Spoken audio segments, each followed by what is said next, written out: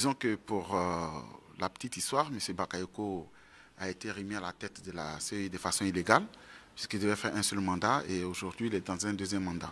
Ça, c'est le premier point. Je pense que pour refaire la commission électorale, ça ne va pas nous prendre 2 heures de temps.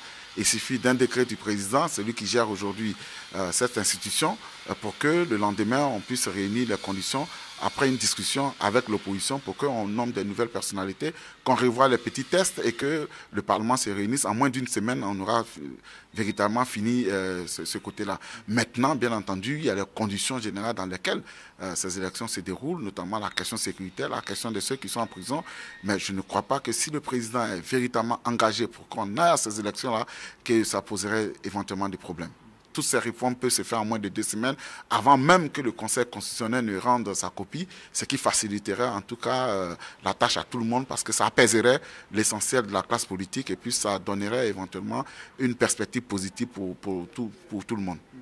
En ce qui nous concerne, nous avons fait des vœux, nous attendons jusqu'à ce que nous constatons qu'il n'y a pas autre chose à faire, mais pour le moment, nous pensons que le président va entendre raison et il va faire en sorte que nous puissions nous asseoir autour d'une table pour éventuellement négocier. Dans le cas contraire, toutes les voies démocratiques qui seront arrêtées, notamment la saisine de la Cour suprême pour la récusation du Conseil constitutionnel sera déjà entreprise. Il y a la possibilité d'une saisine au niveau de la CEDEAO, mais là, il y a éventuellement d'autres débats que nous sommes en train de voir. Nous allons réajuster et puis bien entendu, il y a la possibilité d'organiser des manifestations publiques pour que le président sache que l'écrasante majorité du peuple ivoirien veut des élections transparentes et des élections surtout apaisées avec 0 mort.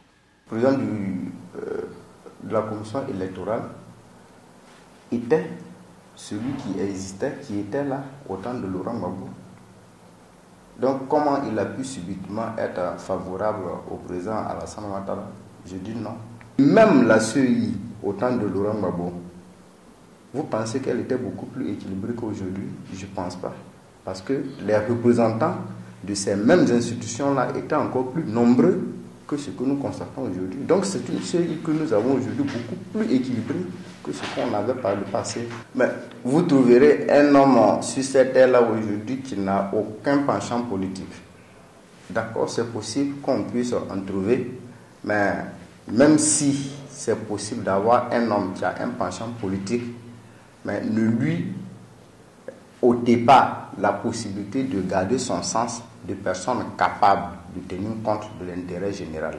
Et moi, je pense que le président de la CEI, Youssouf Bakayoko, a un sens très élevé de ce que c'est que la chose publique, de ce que c'est que l'indépendance dans l'exécution d'une fonction. Et il a fait, il a prouvé à plusieurs occasions. Nous suivons cette démarche régulièrement. Vraiment, il ne faut pas confondre la pensée objective et puis les intérêts particuliers que nous sommes parfois appelés à défendre.